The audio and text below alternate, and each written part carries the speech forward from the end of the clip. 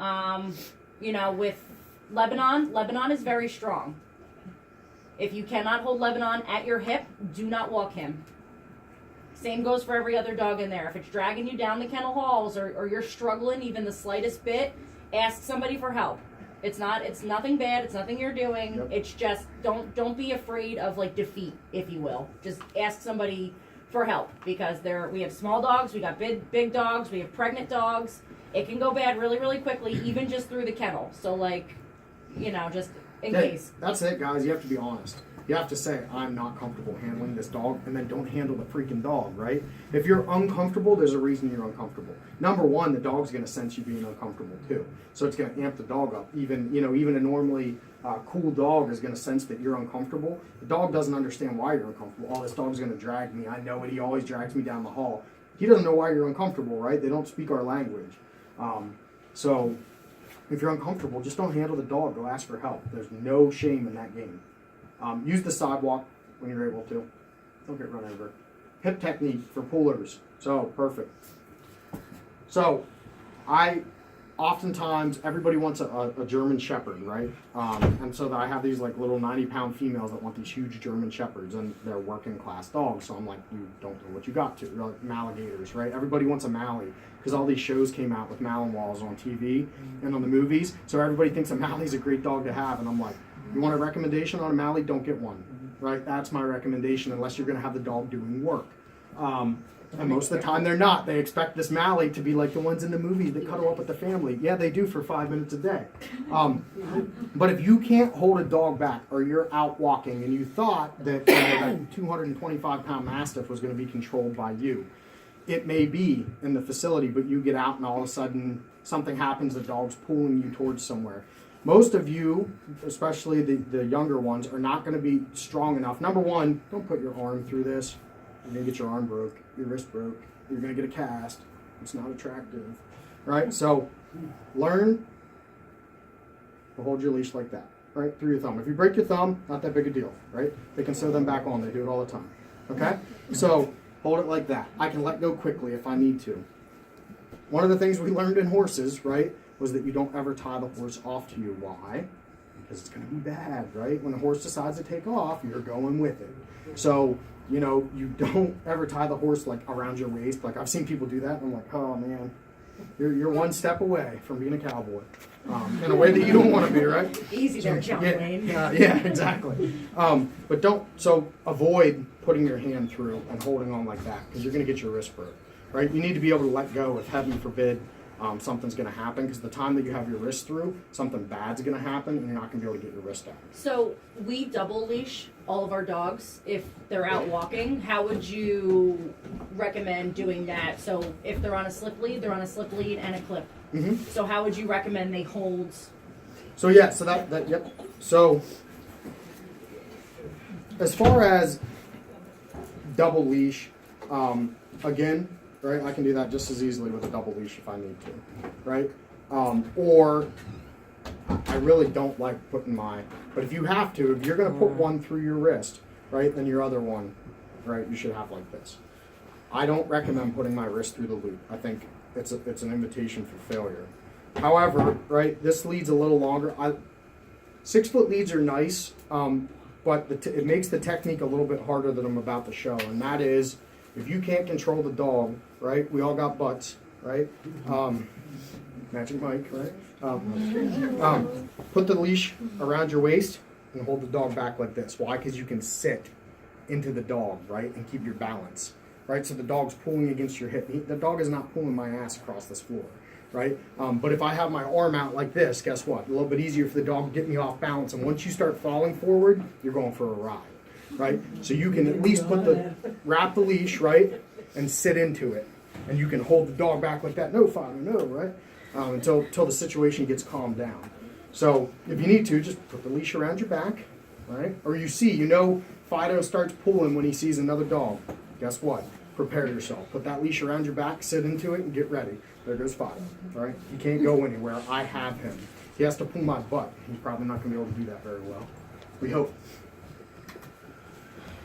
Stop. Yep. Should we do that regardless of, like, if they're against the other girls and you just walk them like that? Well, so with a 6-foot lead, you're gonna have problems with that. If you're using like a 10-foot or a 15-foot training lead, I would, without a doubt, not hesitate to walk with it around my waist like that. But a 6-foot lead, you don't have much room there. I like longer training leads. I don't like this, guys, please, and I hope the rule is here, you don't ever use one of those stupid retractable Oh leashes. God, no. Okay, Yeah, no, we thank throw them God. right out. Yeah, don't. Listen, my buddy had a boxer that was on a retractable lead that he thought was really cool, and it took off running, and there was no way to slow it down, broke its neck, and killed it right in front of us. So do not use retractable leads. I hate them. You're scaring me, man. You're reaching for donuts again. I don't know. Yeah, if you have or you want to carry a 15-foot lead to do your dog walking with, I walk my dogs on 15-foot leads. Just because I can wrap that around my waist and be comfortable and sit into a dog if I need to. I'm 200 pounds, right? So, but back when I was graduated high school at 125 pounds or 120 pounds, right? I used to be skinny.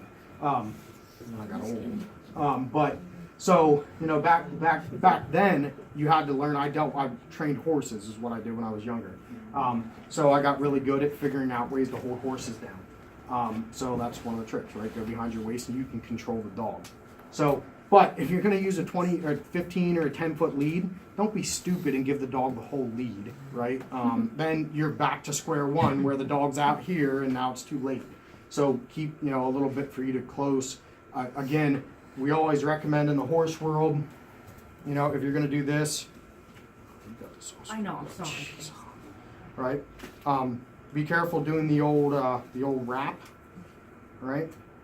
Where you're like, because what happens, the dog pulls, and guess what? Now he has my hand, and I can't let go. So be careful wrapping the leash around your arm, around your hand. Just be smart about it. One of the things I like to do, especially if I'm using a longer lead, like a 20-footer, is I make a ski rope, right? So I basically just go like this, and then I'll wrap it. Too easy, right? Now I can make it a 6-foot, I can make it a 3-foot, too easy. So just make a ski rope. Heck of a lot easier to hold on to as well. Stop putting your hand through the hole. Do it if you want to, but you're gonna get your wrist broke. Become familiar with the equipment. You shouldn't be using equipment that you're not familiar with. If you don't know how to use a martingale, ask. Okay? If you don't know how to use a slip lead, ask. Right? There's no shame in your game. Just ask so you don't get hurt or the dogs don't get hurt. Do's and don'ts. Always start with observing the dog within the kennel or the cage, right? If there's any concerning behaviors that you are not trained or comfortable to work with, don't take that dog out. So you need to be willing to say, I'm not comfortable. And then that's that, right? Nobody should shame you for saying that. Get acquainted. Let the dog get used to your presence, smell, voice. Give the dog a treat. Once the dog appears calm, then you can begin the process of taking the dog out, right? Some of these are new dogs that come to the facility. Some of they're new people coming in. You should pay attention to what your new people are doing. If they just stroll right into the kennel, like, I'm not going to go in here and just be like, yep, I'm going to take that dog, and I'm going to take that dog for a walk, and because guess what? Sometimes, you know, Joe or Jane does not like me. I don't like that. That drives me absolutely crazy when a dog doesn't like me. I want them all to like me, and I like to think that I can work with every dog, but I've had to call, you know, Crow a couple of times. So just be aware, like, you should approach the dog, hey bud, how's it going? Let him get used to your smell, let him get used to your voice. Don't just throw the kennel door open and, hey, let's go for broke. You might have a virus. Oh no, virus protection. Stop downloading illegal What is music. going on? No punishment. Don't strike the animal. Don't correct a dog by jerking the leash. That's AKC, again, says that. You guys don't use chokers, right? No. Okay. Only So- we use the prong collars in extreme cases, but Prong collars. But even with a prong, you shouldn't be really jerking the leash, no, right? no, It's gradual yeah, pressure. yeah. So apply gradual pressure to correct the dog while on a walk. Not saying don't correct the dogs, right? I think the goal is to get them rescued, right? One of the things I ran into when I was working at a rescue was basically, you know, here I am, Napawata certified, National Police Work Dog Association canine handler, and one of the women at the rescue gave me help for teaching the dogs to heel, because when we were out walking, it was their free time. The dog was, and her name was Bambi. She was a pitty, sweetheart, but leash biter and jumper to the max. And I got in trouble for correcting the dog. So apparently I'm supposed to let the dog chew on my arms, chew through leashes, and jump in my face the entire time. So I said, okay, I no longer volunteer here. You're on your own. Good luck training your dogs. She thought she was God's gift to dog training. Now, funny, I run a $300,000 a year business, and she's, no longer at the rescue. So DJ's a good example of that. So DJ pulls, he gets really excited, he jumps up, he nips. So when we're out walking him, we shouldn't just continually let him do that. So we should always correct him nicely as best you can. Don't hit DJ. Don't punch DJ. Please don't punch DJ. He does not like it. And he likes that. Yeah, he's gonna eat your wallet. Just let it happen. Yeah. Yeah, give him your wallet. He will. He eats everybody's wallets. Do you want to meet him? Really? How much money you got on you? $300,000 business a year. Let's go see DJ. All right, there you go. We need $120,000 from the vet bill. I didn't say it's $300,000 profit a year. I can tell you Nice what. boy. Yeah. He's nice, yeah. You just have to get your wallet in your pocket. Never corner a dog, right? If the dog will not approach the kennel and tucks itself into the back of the corner, you might want to be careful with that. It doesn't want to go with you. So, and like I said, not all dogs are going to like you. Some dogs are not going to like you for whatever reason it may be. We don't know. That's the thing with a rescue, right? We don't know their past. So, I don't know if bearded men abuse the hell out of that dog. And so when I step in front of the kennel, he growls and backs into the corner, right? But then when she walks up, he's like, yeah, yay. Well, that drives me nuts. I absolutely hate that, and I'm going to work with that dog, but I'm also not going to walk in and force that dog to go out with me. That doesn't make sense. What's the correct approach for that? For that, you mean as far as working with it? Yeah, how do you get that dog to like it? Well, I mean, there's a lot of different things. I've literally taken like one of my laptops and sat in a dog's kennel that didn't like me and did my schoolwork and just ignored it with my back to it. Just ignore the Right? dog. Now, I would not recommend that if the dog's bearing teeth and things like that. But I've had dogs that are like fearful and they put themselves back into the corner. Not that if they're showing teeth and they're growling and stuff like that, you have a bigger situation and problem at hand. But if it's something that you can go in and the dog's just fearful of you, right? Instead of cornering that dog and going in to grab it and stuff like that, just go in and sit, right? Toss it a couple of treats every now and then. I had a Rottie that was crazy like that. He was 6 months old. Why? With Rotties, I've seen a lot of aggression issues lately. I literally fed him every piece of his kibble one by one for 2 days until he liked me. And then we were buddies, right? And now he's doing great. But those first 2 days were hell. He didn't want anything to do with me. He'd just sit in the back. But he never came at me, right? We talked about the defensive posturing versus the aggressive posturing, right? If he would have aggressive postured towards me, there's no way I'd have done that. But I literally went in with he was going to get hungry, right? Sorry about your luck. I had a German Shepherd that came from Germany to that bit the chief, the kennel master in the face the day he came, which we were like, yeah, that's a badass dog, right? But nobody could touch him. I slept outside with that dog in the middle of a cornfield in a kennel for 3 days to try to become friends with him. Couldn't do it. Hello? So it doesn't always work. He had to be put down. Right? Doesn't always work. But I tried for 3 days. I slept out with that dog in a cornfield trying to get him. He would eat kibble, but that was it. Couldn't even get him out of the kennel. He'd come right at you the second you even try to open the door. So in that case, I wouldn't recommend climbing in there with a dog. But if I have a dog I really want to like me, because people give me their dogs and then they're gone the dogs are with me for 2 weeks and I hand them back an off-leash trained dog in 2 weeks. Guaranteed for the rest of its life. That's what off-leash canine training does. Yeah, I know it sounds crazy, right? But so far, knock on wood, I haven't had any failures. That's not wrong.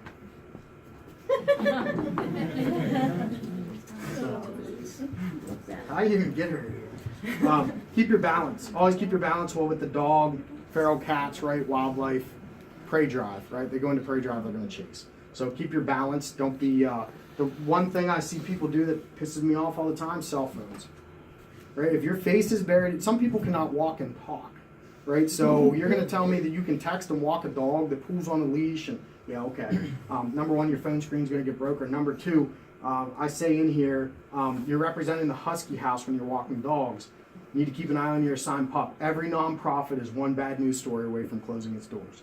Plain and simple. That's the way the nonprofit world is. One bad news story of a dog getting loose, attacking a kid, something like that, because your face was buried in your cell phone and it was more important, don't volunteer. Sit at home on your cell phone on your couch, right? I know we take videos, we do it too, of dogs we're working with and things like that, right? That's fine. But just remember, like, if I have a dog that I think is going to be an idiot to kids, I don't walk into a preschool with my, my head buried in my cell phone. It's a bad day. Would you recommend, well, obviously you want sturdy footwear. Yeah. Oh, yeah. Yeah, I mean, I agree. Yep. I wouldn't be wearing heels. I mean, you might be... No flip-flops. You Flip-flops, would be yeah. surprised. I am a Sandals. I am a flip-flop offender, but I will not handle dogs in flip-flops. Yeah. Don't yell at me. Especially when you're out on Closed-toed walks and stuff like sneakers. that. Yeah. You have to be cognizant. Yeah, you'd be surprised. Somebody came here the other day wanting to walk dogs in like literally Louboutin heels. There you go. No. Yeah. Literally. The old stilettos, right? Literally. I saw Freckles online and I want to take him for a walk. And I'm like, right, I'm not even lying. Oh, This was like Tuesday. What? That's that one. It was Tuesday. Do you have everything you need before you leave for your walk? Poop bags, right? Poop bags, treats, etc. What do you need? One of the things I recommend is treats, especially because you're probably more on the positive side of reinforcement, right? So if a dog, don't get the dog in the OODA loop, which is like observe, orient, decide, and act. Don't get the dog in this loop of, okay, so they come in the kennel, and then I jump up, and then they push me down, but then they pet me and love me right away. Well, he thinks that's what's supposed to happen, right? So the expectation is you sit. Now, maybe some of your dogs are not trained to sit. That's fine, right? But it takes 5 minutes to teach the dog to sit. So why not sit, and then I'll pet you? And if you have a dog come up to you that sits, pet that son of a gun right away, right? You need to encourage that behavior, right? So all my training dogs, they do that jumping crap. I'm like, nope, you're not getting anything from me. I'm not talking to you. I don't want anything to do with you. I hate it. I don't like that behavior, right? But if I see, like, I'm talking to a client and their dog goes to them and sit, that dog's asking for attention. A positive way. Pet that dog right now. Pay attention to the dog. Yeah, Lebanon's really good with that. Did you secure the facility doors when you exited? Right? We should be making sure that all the doors are sealed, because inevitably a dog gets loose. If you don't have the door secured, right, they get out that door. One bad news story. One. Also, the doors inside the facility. So doors to ISO, doors to the kitchen, doors to the dish area, doors to the patios, all that. We had a dog get loose the other night, overnight, and they were running loose and like literally shit in every corner. Thankfully, nothing happened, but again, if a dog gets loose, it'll prevent them from running the circuit around the entire facility. How many times does Elvis and Priscilla get out sometimes? And they run the circuit because the doors are open. At least if the doors are closed, we can contain them to a certain area, get to them quicker, make sure everybody's safe, because you don't want that to keep happening. And also make sure when you take a dog out that you close the kennel door behind you. Yeah. Right. And you close the gates to the yards. Right. No, Yeah. the gates should always be closed. You should never leave the gates open. Because God forbid if somebody gets out and everything's open, they could, They're gone. yeah. And then you have to go on Facebook, and we lost a dog, and again, one bad news story, right? So that's why there's multiple fail safes, right? So if the dog gets loose in the facility, dog's in the facility, right? Dog gets loose in the facility, gets out into the yard's enclosed, right? There's all these fail safes, so it never should be a dog gets loose in the facility, runs out, runs through the yard, and takes off in the public. Unless it's DJ. DJ gets out of everything. He did that his first night. First night, yeah, that was fun. Out of his kennel, jumped a 6-foot fence, and The night I found him in the running dumpster. around, Yeah, one and I was at the puppy. titty bar. When you were at the city I was bar. at the titty bar. Dumpster. I got money for food that night because I was crying. I was in bed. It was like 1 o'clock in the morning. It was really late. Erica's like, Getting a dog, I was gonna hand it to you. I came down and Just sure like enough, slightly feed me a treat. getting a dog out of the kennel, right? I call it the loop and drop. You're going to open up the door, instead of swinging the door wide open and having no control of the door, you need to control everything, right? So you're going to keep your foot in front of the door, so that if he pushes it into my foot. I have my loop already ready. on my slip lead, right? And it's as simple as put it over his neck, drop it, and now I have control of the dog and control of the dog coming out. Sometimes you enter into the kennel. However you're going to do it, that's fine. I don't know what your policies and procedures are in place, but you shouldn't be letting a dog come to you. You should be controlling that dog's movement from the second you get out of that kennel. So you're going to do that by making your loop before you even open the door. Because if I have that loop there as I'm opening the door and he runs out, what happens? He sticks his head through the loop. I have control of the dog, right? Versus throwing the door open. Hi, Fluffy. Oh, let me put your lead. Oh, loose dog. Let the loop drop around the neck of the dog. Loop tightens. Quickly remove dog from the kennel, keeping short leash. Mindful of dogs in nearby cages, right? You already discussed that. Keep the dog moving, get them out of the high arousal area. That area that they're coming out where they're walking past all the other dogs, that's high arousal. Yeah. Right? Get them out of that as quickly as possible so you can keep a calm dog. If you let them stand there and bark at everybody, you're just encouraging a fight in the future. Right? Remember we said we want the interaction to be as positive as possible. So why would I stand there with a dog in the middle of the kennel floor letting them bark at everybody, right? When you're out walking, watch out. Watch the dogs for signs of fatigue, overheating, or becoming too cold, right? Depending on what time of year it is. You can basically tell when your dogs are getting tired, right? So watch for that. Watch for those signs of fatigue and that overheating. This is a big one, especially this time of year. Make sure you wash the dog's paws if you're out walking on the sidewalks and they put salt down. It will destroy a dog's paws. Right, so when they come back in from walks like that, I don't know, you Jersey people, do you use salt? Yeah. Yeah. Okay. All right. So, yeah.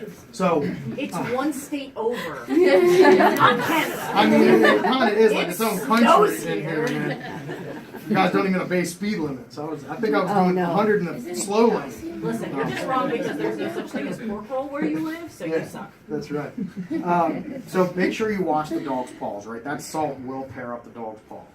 So, and plus if it gets caked or it actually embeds itself in dog's paws, you're going to see a limping dog real quick. Take the time while you have him out to watch for gait abnormalities, right?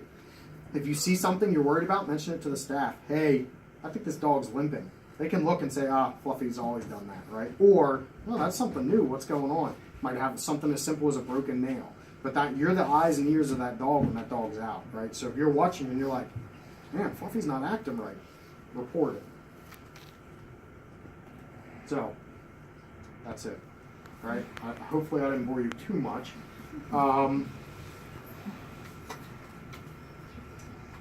Any questions for me? A lot of this is protocols, right, for the facility. Okay, so it's not, necessarily something. The staff members have the answers for the volunteers, right? This is general information, and I don't have a problem with discussion of putting more specific next ones we information can in. make it more And you can tell me what facility you'd like to add Sure. or what you'd like to take out. If you're like, oh, Chris, I don't care about slip leashes or whatever. Obviously that was put together to build off of in the future, because I know she said we want to do this again for people who didn't get to be here tonight. We could use it as refreshers too. Just maybe we'll put like a sign up limit so we're not like sardine cans. That was my fault. Sorry, guys. Yeah. And so, Good job, Gina. Sorry. Listen, are you bitches informed or not? so I did print out the PowerPoint. If you have any questions, I'll leave that with Dina.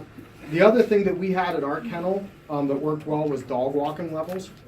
I don't know if you guys have that here, but we use color-coded tags on their collars. I think we should start that. I think it's a good idea, yeah. Yeah, so I printed that out too. We had like staff-only dogs that were like no volunteers got to touch. Yeah. Then we had level 1, which was like not really anything we were Yeah, worried that's a about, really no good idea. problems. Level 2, a puller, a larger dog, it's a puller, so we didn't want the 100-pound, girl taking out the 225-pound Mastiff. And then we had level 3, which was like, that's a serious dog aggression issue. Like, that's going to be only senior members are taking that dog out. Because the other thing, like I said, one bad news story away, they take the dog out in the public, and now they inevitably come across another dog, and they don't know that dog has issues or how to control that dog when it has issues, then that could be a problem. We have the kennels color coded by, You know, for white. Mhm. So on our map, we have dogs that are in blue or dogs that are up for You want me to make you adoption. a slip? Dogs that are in green or dogs that are boarding, and then dogs that are in red, you're not allowed to touch. Gotcha. Because those have a bite history. Perfect. And then also on their kennel doors, there's multiple signs that say, dog will bite, do not touch. Right. Caution, Right. but again, inevitably, there's always somebody that tests the waters and does try and attempt to take that dog out. Yeah. Yeah. I mean, we just liked it because basically a volunteer could come in and they'd be like, I'm only comfortable handling blue dogs, and they knew right away what dogs they could grab. They didn't necessarily have to come and be like, hey, Chris, what dog can I take out, right? Well, I don't know, any of the 50 that you're allowed to take out, you know? Look for blue, that's what you can handle. Don't touch green or red, you know what I mean? And they were like, okay, right, so. So for some of you that didn't see it, same colors as we've been using it on the regular kennel cards. We posted this on Facebook, just pictures of it. Same layout for different ones. I'll go through them real quick. So obviously blue, we have an adopt me, adopt us. That means these are going to be adoptable dogs, no aggression that we know of. These are safe dogs. My name is, I'm how old, male, female, breed. Something new that we added, altered, unaltered. We don't want more puppies, right? So if you see a dog is unaltered, please don't put it with the other female dog that's also unaltered, just in case it happens. The Danes are in heat right now, by the way. I mean, I know nobody is really dealing with the Danes, but just be aware of them. I eat house food. Lebanon's allergic to chicken, allegedly, so there is an allergy statement there. It's not allegedly. He is. Okay. I am good with dogs, cats, kids. Sometimes we know this ahead of time, sometimes we don't. If you know the dog is good with other dogs, we could check that off. Intake date. That's how we know how long the dog has been here. And notes. There's a notes section. So this is going to be things that we could maybe put level 1 walker, level 2 walker maybe. We can add to it. And then other notes about the dogs. Sweet. Good on leash. Not so great with other dogs. Not so good with kids. Just No we can. stuffies. Yeah, no stuffies, no beds, no something else. So these are going to be very, very informative. And then on the bottom, it just says Facebook, Instagram, and Live. That's mainly just for me to get the dogs out.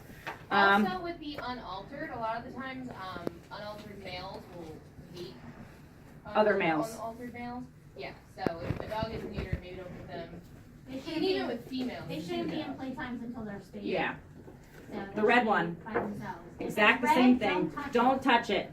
Nobody They touch will this bite dog. you. So, Seriously. I know you saw Cesar Milan and you watched some new tricks, but they will bite you. So- Yeah, if you're not approved to deal with these dogs, don't do it.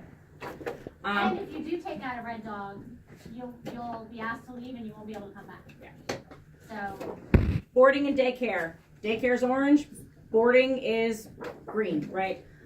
So Kaylee still has hers filled out. Same information. My name is, my breed, male, female, altered, unaltered. I can have toys, treats, blankets. When these dogs are in our care, it's very, very important to pay attention to their dietary restrictions, whether, some people don't want dogs to have pepperoni or something. All that information is going to be on here. We need to care for these dogs as if they're our own, and we need to adhere to the owner's wishes.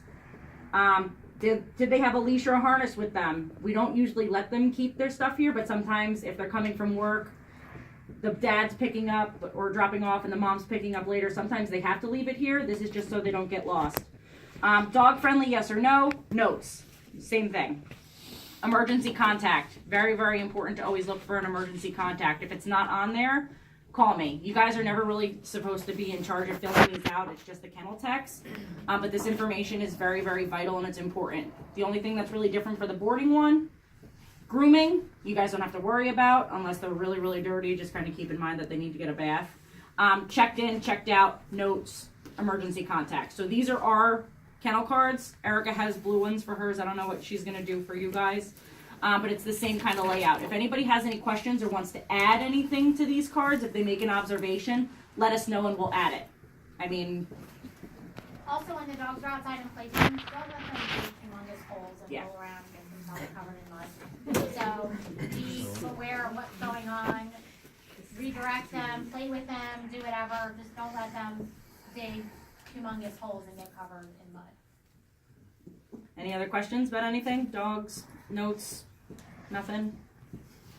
All right. The spring is coming, so we're gonna be loading up on tons of adoption events. We'll start doing adoption events here, every other weekend, and then off-site adoption events, street fairs, festivals, things like that. All right. If